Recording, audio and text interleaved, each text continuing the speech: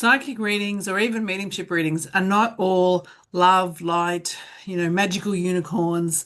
Sometimes they have trauma in them.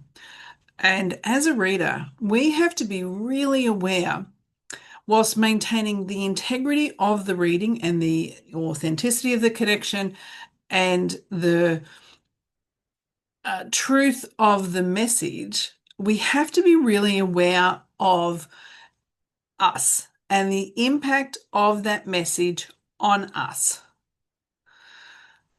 There have been times within readings that I have done where I am in the reading, and as I am unpicking the information, I then have an awareness of the situation that I have found myself in and the client and the type of client that I'm working with. Because you can't gauge someone's beliefs and values based on what they look like, no matter where that sits on the scale. And so, had there been times where my safety is my priority because I am aware of who I am working with. Now, I don't judge, don't care, the background or anything like that, but I do care about my safety. And so, this is the thing. You're the one that knows all the details. And I have been in this space where I know exactly the situation I'm in, the kind of person I'm working with. That spirit is showing me everything. All the, and sometimes the criminal activity, all the details.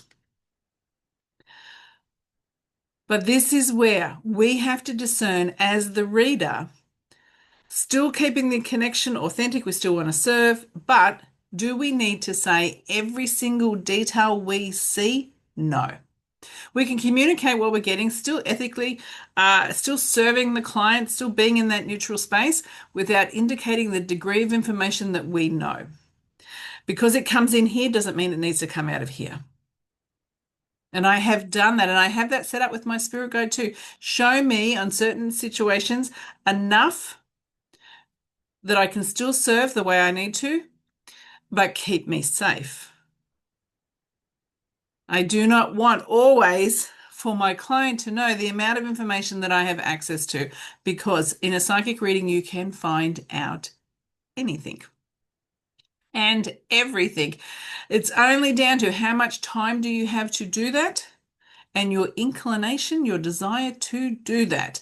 But we are able to access all the information, every thought, every action, every intention that someone has had. That's energy. But it doesn't mean it comes out of my mouth. So what I would say is, as a reader, we have to be aware of our safety. This even comes into when, not even when we're talking about big readings that are in that legal and crime space, or how someone has transitioned at the hands of someone else, so homicide or murder, not even those spaces, but also in the space of relationships. You could disclose some information that is exceptionally private, and there will be consequences for you disclosing it. Think about that. There's consequences for what you do as a reader. And this is where our ego shows up as a reader. Some readers I've seen, it's all about, I want to be super accurate and I really don't care of the consequences of my accuracy as long as I look like a rock star because I'm accurate. Ego, ego, ego. You can still be accurate and deliver it in a way that has enough, I'm going to call it a little sprinkle of vagueness in there to ensure that you are safe, because you do not want to trigger anyone to get super angry and want to take physical consequences against you because you're so accurate. Because you said something that then is impacting people's lives, and one person is not happy about that. That's what happens. And so, the moral of sharing this without going into all the details of all the things that I have seen that I do not let out of my mouth is because if it enters here, it doesn't necessarily mean it needs to come out of here exactly the same way. Your client does not know what you know. They just don't. If they did, they'd be sitting in your chair. So know that you can decide how much and how you share what you know.